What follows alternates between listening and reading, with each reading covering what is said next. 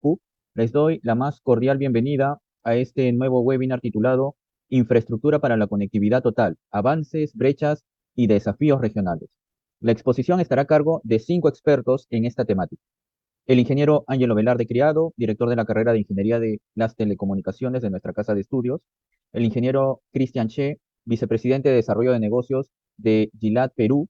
El ingeniero José Rodríguez Salazar, jefe de diseño de redes cloud y servicios para Estados Unidos y Latinoamérica en Nokia. También el ingeniero Raúl Espinosa Chávez, experto en regulación de telecomunicaciones y egresado de nuestra Casa de Estudios. Así como también el ingeniero Alan Ramírez, experto en políticas de telecomunicaciones y docente también de nuestra Casa de Estudios, la Universidad Católica. Este webinar forma parte de la Diplomatura de Especialización en Infraestructura de las Telecomunicaciones. Quisiera iniciar comentándole un estudio básicamente dado por Omnia que nos hace referencia a todo lo que es la inversión en telecomunicaciones de una red, ¿no? Lo que es el CAPEX.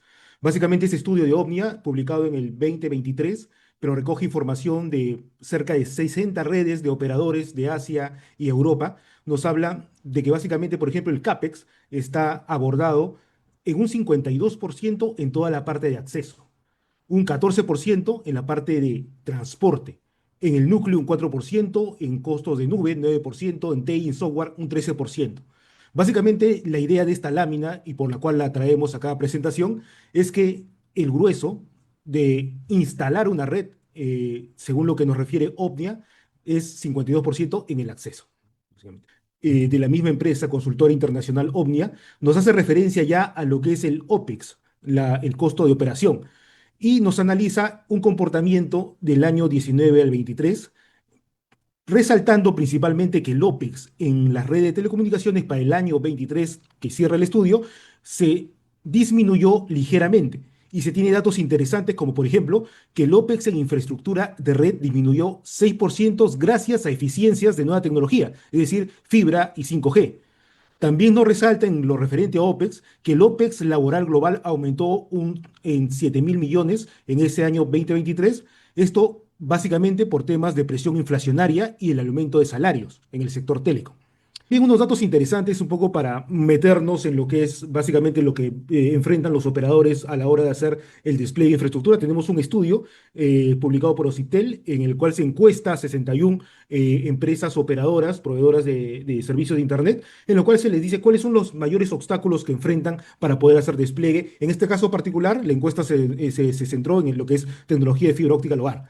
Eh, las dos principales obstáculos que los ISPs mencionaron, básicamente uno era la dificultad del acceso a la infraestructura existente.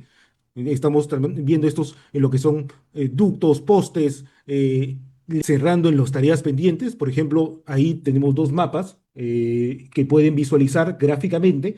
Por ejemplo, en el lado izquierdo de sus pantallas podemos ver lo que son los distritos con FTTH, ¿no? Con fibra al hogar. En verde son los distritos que tienen fibra al hogar, que son 807 distritos, y también en rojo podemos ver los puntos, que son los distritos que no tienen fibra al hogar, que son 1.084 distritos, ¿no? Entonces, hay bastante tarea pendiente. Se está avanzando, el momento es interesante para el mercado peruano de despliegue de infraestructura, especialmente en la fija, de repente. Ahora le va a tocar de repente el momento de la móvil, producto de las licitaciones próximas de las bandas 5G, que dibujan un escenario que vamos a, de repente, efectivamente vamos a hablar en los próximos minutos de ello. Excelente, gracias Cristian por acompañarnos. Entonces, quiero aprovechar justamente este envión que nos ha dado Raúl sobre este diagnóstico de la infraestructura, ¿no? Y pedirte que desde tu experiencia, ¿no? En esta amplia experiencia en el despliegue de redes en zonas rurales, ¿no? Entonces, ¿cuáles considerarías, a partir de lo comentado por Raúl y a partir de tu experiencia, cuáles son los principales desafíos técnicos, logísticos, regulatorios, ¿no? Raúl ya mencionó, por ejemplo, los agentes que obstaculizan, digamos, ¿no? Por ejemplo, ¿cuáles son estos desafíos que enfrentan los proyectos de infraestructura de telecomunicaciones en estas zonas del país, ¿no? Dado que estamos buscando justamente cerrar brechas. Pero sin embargo, hay que diferenciar dos momentos aquí. Bueno, uno, que es en cuanto a los desafíos, es muy importante que en este tipo de proyectos, estas iniciativas gubernamentales, se deje a los privados a desarrollar o plantear la alternativa tecnológica más adecuada. Y como eso no necesariamente ha sido así, ese ha sido un desafío de despliegue de estos proyectos, porque de alguna manera ya vienen definidos cómo se tienen que atender, lo cual muchas veces no es lo más eficiente, ya sea por eficiencias y diseños que el privado con su experiencia puede traer. Eso por un lado. Otro desafío es el tema que tiene que ver con estas especificaciones, con el tema de los terrenos, ¿no? Terrenos en las zonas rurales es complicada la alta informalidad, no, es muy difícil sanear terrenos. Ahí tiene que plantearse ideas innovadoras, como por ejemplo permitirse utilizar los mismos terrenos que tiene el Estado, ¿no? Para proyectos del Estado. Y finalmente, otro desafío que existe es que una vez que estos proyectos se implementan, persistan en el tiempo, no sean sostenibles. Entonces, acá hay una serie de desafíos que tienen que ver principalmente con los altos costos de operación y muchas veces, ya para terminar, van a haber dos tipos de intervenciones, ¿no? Donde basta que el privado requiera un envión inicial, un subsidio inicial para poder desplegar y mantenerse, y se puede mantener con la demanda que existe. Y otro grupo de zonas que son más complejas, donde si es que no hay un subsidio permanente en el tiempo, simplemente el operador va a implementar el proyecto, operarlo hasta que dure el financiamiento y ahí lo va a dejar de operar, ¿no? Acá una primera consulta, digamos, desde esta perspectiva internacional con la que su experiencia cuenta, Nokia en Sudamérica, ¿cómo evalúa la evolución del despliegue de redes móviles en la región, particularmente durante los últimos años? Y desde su perspectiva, ¿qué tipo de desafíos estructurales considera que limitan el desarrollo sostenible de esta infraestructura? Por favor. De 5G, ¿cómo se puede utilizar esta tecnología?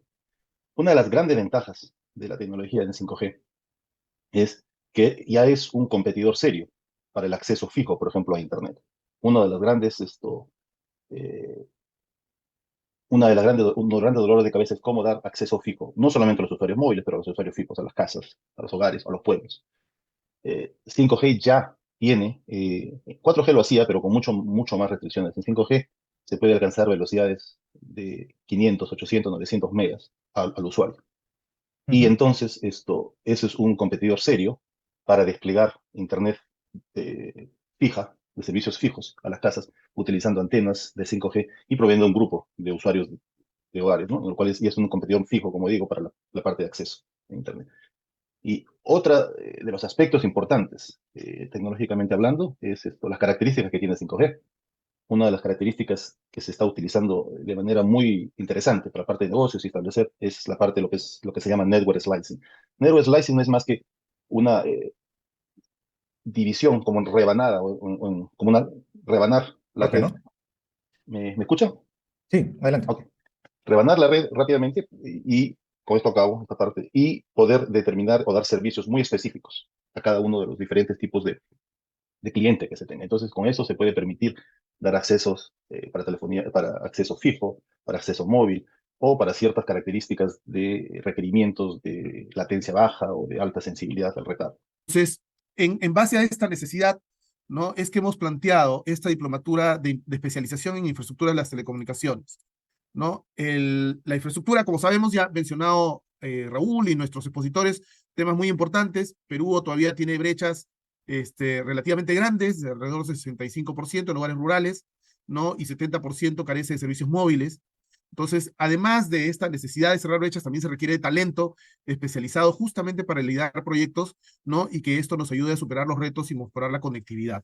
Ya es mantener un horario cómodo, ¿no? Para los estudiantes, martes y jueves de 7 de la noche, ¿no? Hay algunas fechas que por feriados hay que desplazar, que se va a poder ver en los calendarios correspondientes y los laborales, ¿no? La diplomatura empezaría el 19 de agosto y terminaría el 7 de marzo del 2026. La modalidad es a distancia, con clases en vivo sincrónicas, ¿no? Y la duración total es de 256 horas. Estos son los costos de la diplomatura, ¿no? Es 7.500 soles público en general, la comunidad PUC tiene un precio especial, ¿no? Y se ha considerado un pronto pago, ¿no? Hasta el 18 de julio, una pauta, ¿no? O sea, estamos hablando de la infraestructura para la conectividad global o la conectividad total, ¿no? Entonces, el Perú no tiene una conectividad total, ¿no? Entonces, hay justamente brechas y desafíos que se han ido demarcando